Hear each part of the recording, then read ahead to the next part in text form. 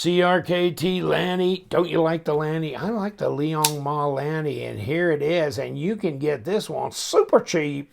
Super cheap. But it's not quite the same as the Liong Mah brand Lanny. This is the CRKT Lanny. But at least I think they did a reasonably decent job on this knife. So it's not $485,000 like the other one. This one is 58 smackers. And don't forget, LTK is your discount code. Get 10% off. So now it's in the low 50. Okay? And here's the thing. 3.13-inch blade. And it's got that brand new proprietary Super Steel 8CR13 MOV. Okay. Sculpted aluminum, though. And it's got blue parts to it. Blue parts? Look at that. There's blue parts. Kind of class it up a little bit. I'm glad. Yeah, I think it needed some blue parts on it, actually. Give it a little pop. And right and left hand. Right and left hand. Tip up, carry, and check the screws. Check the screws. Are those a couple of big, huge cupcakes on it? No. No, they're flat. So they're not mounding up and causing all kinds of damn problems. Hold on. So my bona fide, look at that screw. Oh, it's sitting up there loud and proud. Wants to run a little interference on the lip of your pocket if it can catch it. But this, no go. No go, amigo. It's going to be nice. So it goes in and out of the pocket really well. I've carried it several times. And you know what? I think it's A-okay. And, oh, buddy, the thing that makes it the best is the fact that it's got springs. I can just see the guys at the Walmart counter. Look at this, Henry. Oh, you just pull the flipper tab, you just fly open. It's like an automatic. It's pretty dang cool. Oh, man. Oh, Lord. No. Negatory on that.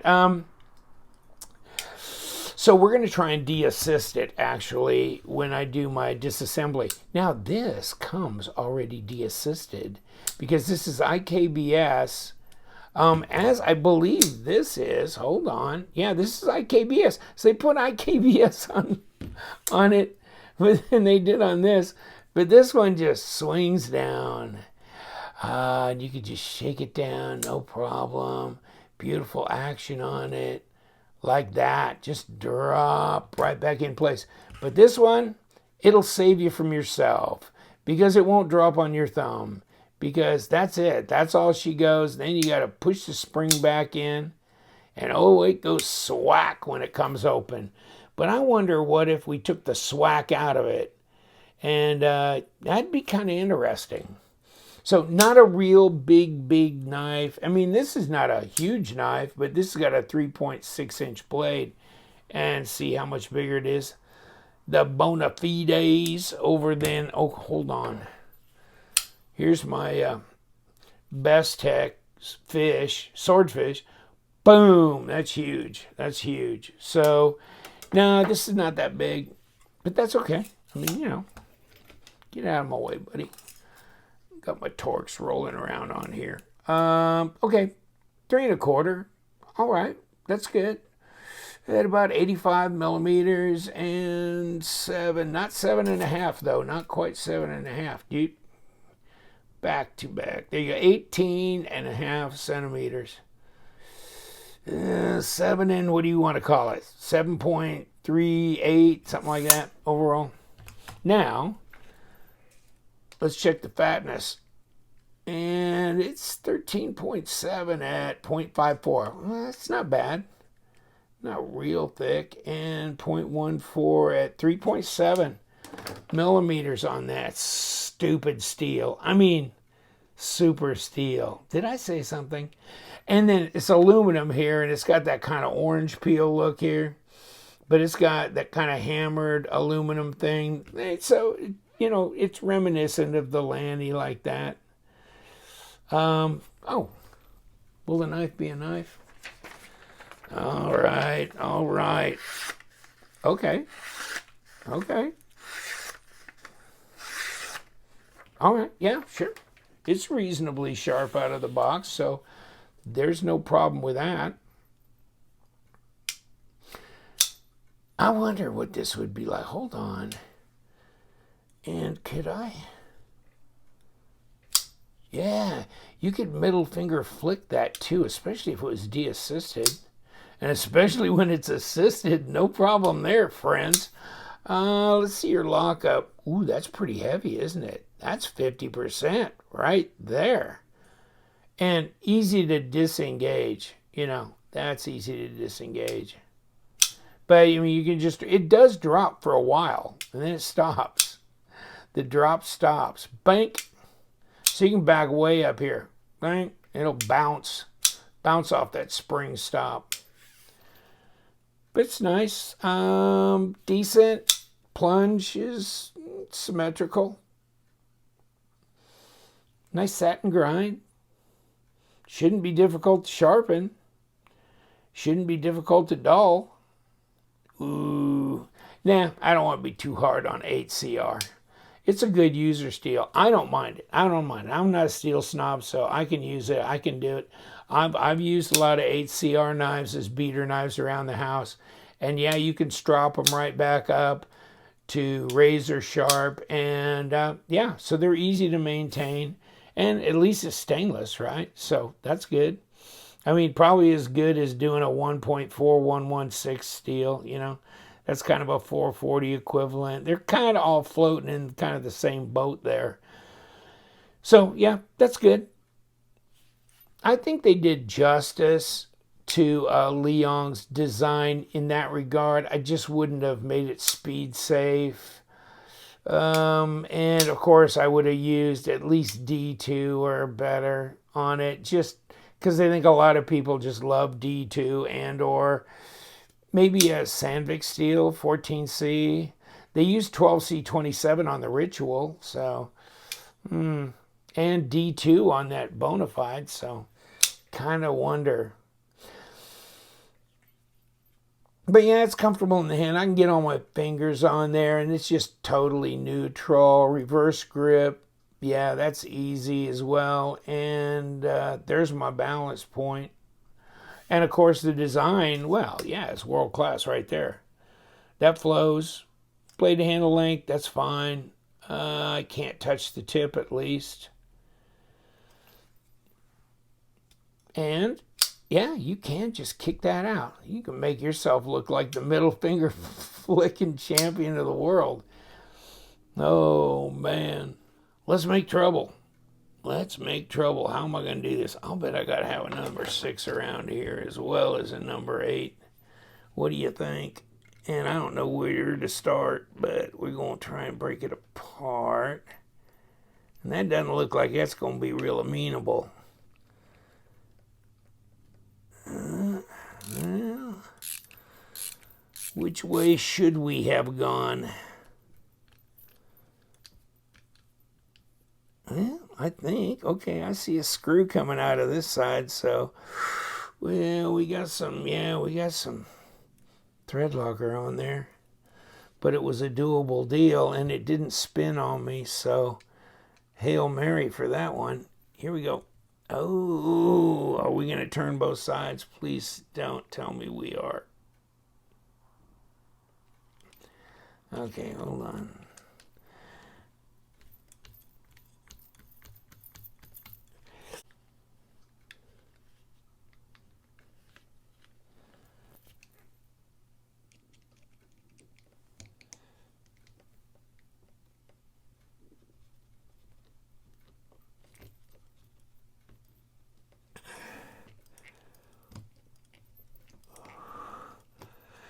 And it's coming out from the other side. Okay, well, I don't care.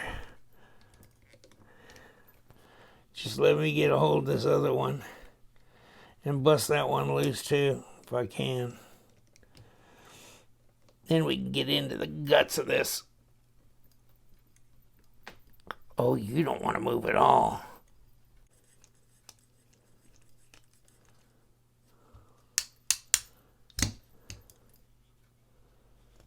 Okay, we got that screw out. And the problem is, what are we doing from the other side? Is this what we're going to be doing?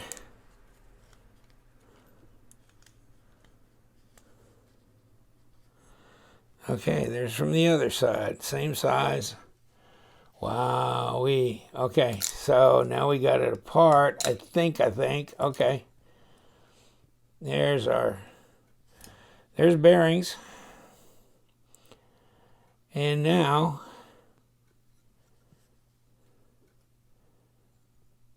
we're going to need to get this open.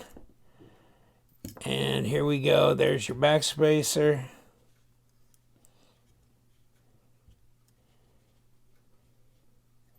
And your bearings.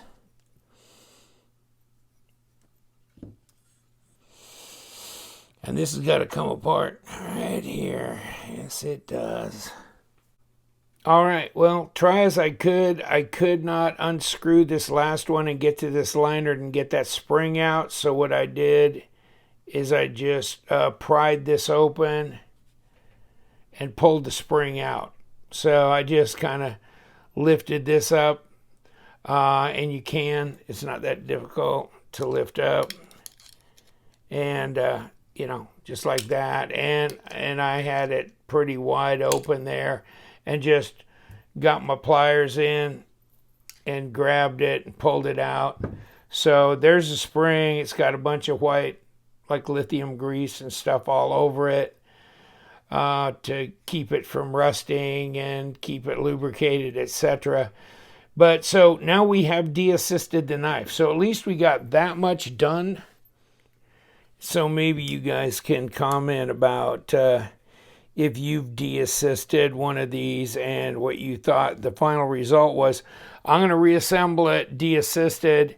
It's going to be pretty tough to put this spring back in because I cannot remove this screw. And now I've got, even with my hardened steel, you know, it was just moving this whole thing here. And now it's tick, tick, tick because it's really hurt the tip. And it's really, I saw little pieces coming out of here. So the screw finally just gave up the ghost and it started wallering out. So, oh well, it is what it is. But we're going to put it back together. And let's see how best that should go. Here we go. And we've got bearings. So, nothing to brag about type bearings. These are wafer thin, really not very good quality. I mean, it's almost like they don't exist. That's, oof. Ooh, yeah. You know, nothing to brag about as far as the quality of materials on these. That's too bad. How much would it have really cost to just do it? I mean, you know, a few pennies, and you could have really upgraded a lot of this stuff. Let me put a little bit of lube on here if it even qualifies as bearings. And let me put that on. Let me put the other bearing ring on, if that's what you want to call it. It's more like a piece of cardboard with something that looks like bearings. And not very good.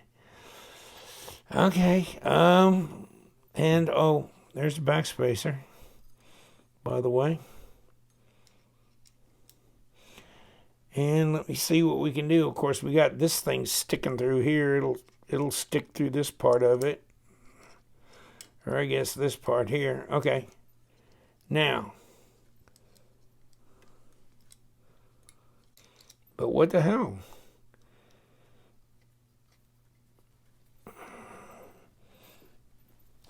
Come here. Ooh, some more tragic number sixes. Tragic number sixes. Go through them like water over a waterfall, which is sad. I mean, it'd be nice if I didn't have to. Wow. Now let's see if we can actually get these screwed back in. All these body screws were absolutely incredibly difficult to undo. I don't know how they're putting these together, but they are just bearing down like all get out. And that you don't need to. You don't need to, folks. It's just insane. I gotta try and hold it from the other side.